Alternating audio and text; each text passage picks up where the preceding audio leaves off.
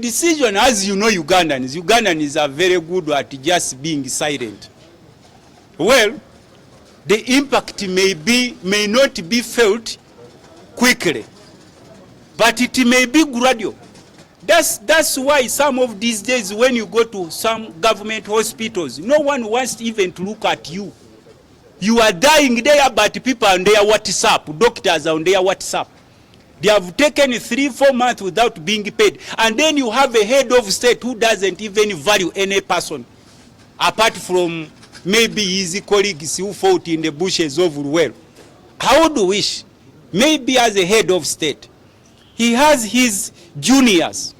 Juniors could get some information as regards to those medical interns and could find a way how they can place these people. Because they are Ugandans, we cannot we cannot chase them away. This is their country. They have come to serve. We cannot leave them to go like we have left these people you call Okadama to go. Because these people are ever leaving the country.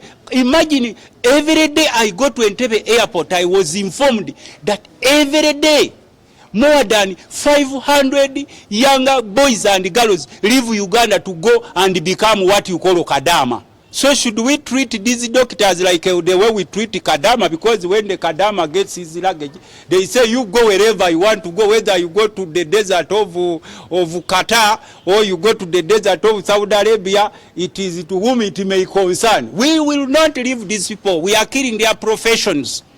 Doctors, once upon a time, a doctor was a doctor. A lawyer was a lawyer. Even if someone would come to your function and declares himself being a doctor, you could value him.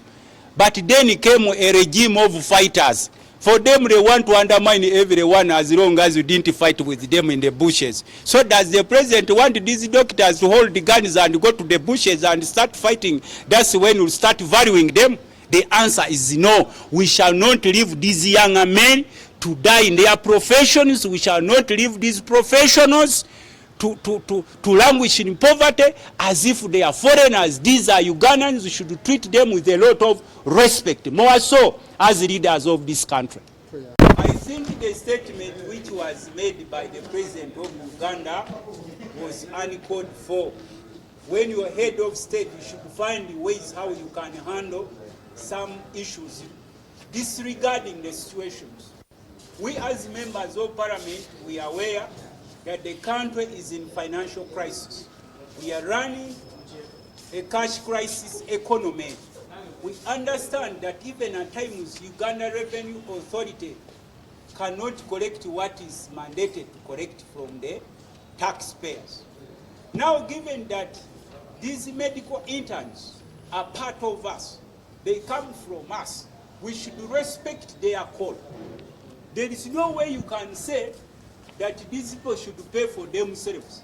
Why can't you pay for yourself in State House instead of coming to Parliament? Because even Museveni at times comes here seeking for supplementary, unending supplementaries. Why can't you pay for yourself at State House instead of coming to Parliament? You come to Parliament because you know you have no option. So these medical interns didn't have any option. So the president should have rescinded his statements and even accompanies his statements with an apology. Being a head of state does not make you to be a god, that now you can make any irrelevant statement anywhere. These are people who are supposed to handle Ugandans irrespective of where they come from. We respect them because their parents invested in them. Even their country invested in them. So we shouldn't lose them. Instead, we should find ways how we can place them. If government thinks that it doesn't have money, we always come and get supplementaries of this woman over at Yaka, Amina, Magola, in billions, in hundreds of billions. And these people are seeking less money. I don't think that it can even reach 500 billions. It's just 20 billions. Just 20 billions which Museveni uses for his breakfast in his State House a week.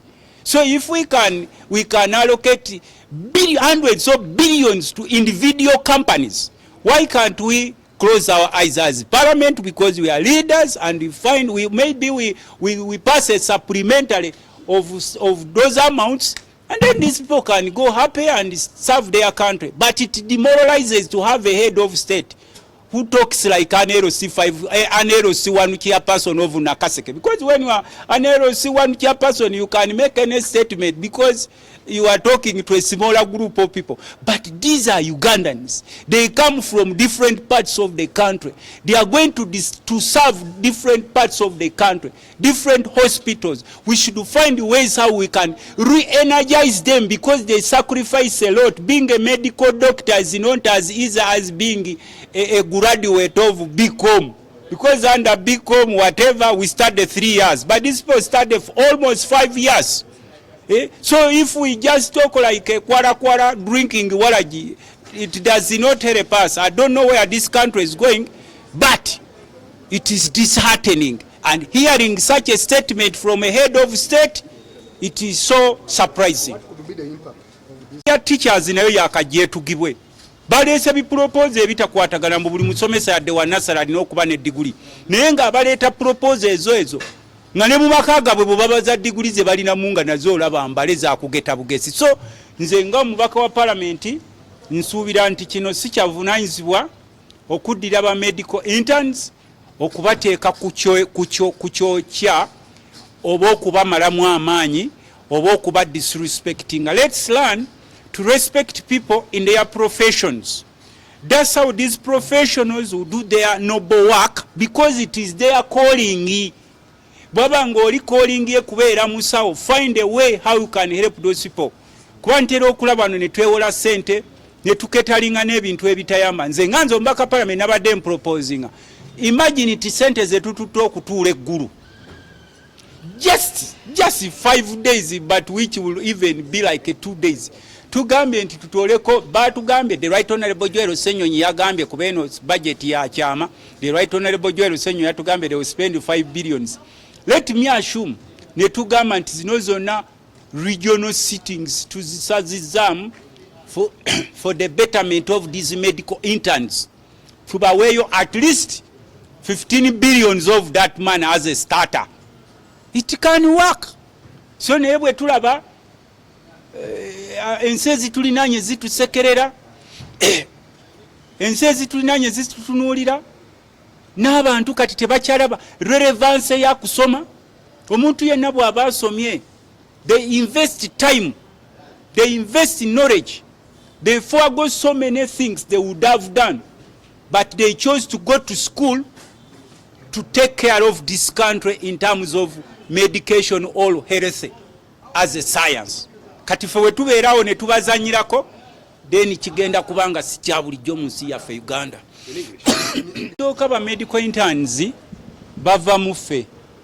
Era buli wosanga omusawo yenna omuwe ekitiibwa kubanga basoma ne bamala ebbanga lingi erisingako ku lyaffe nga ffe abasoma ebyenfuna nga basigaddeyo. Buli wolaba omusawo regardless wajyali trend kabe musawo wa kinansi oba omusawo Muganda omuwe ekitiibwa kubanga batekinga a lot of their time okukola research. Ebigambo ebyayogeddwa head of state bimalamu amaanyi kati bikulaga nti buli omu aliwo ku lulwe, you are there on your own. Kubanga bw'omanya ntino nti abaana bano their parents have over invested in them, bazadde babataddemu kye bateekamu ne ba reaching at a certain level, then government can take over never owninga. Mu nsi ezikulaakulanye ezitafugibwa ba dictator, government owns interns.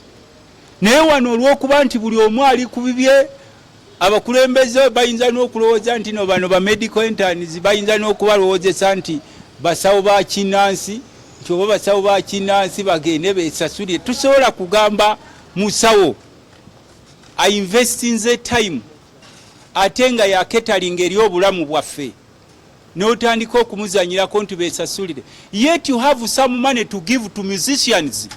Ba musician bano basimanyi bano abazina ebidongo bya ndombolo na bikyebye ebiralalala. Ndaba omukulu abayita abo abawembejja simanyi ba advisor babawe mulyeko ne babawa. Kati tusobola kuleka doctor n'ogamba nti you go for a musician. Tiba musician obawe sente ezo. Ekyo kiba kitumalamu amaanyi naddala ffe nga abakulembeze. kati nga nze omubaka wa parliament n'alira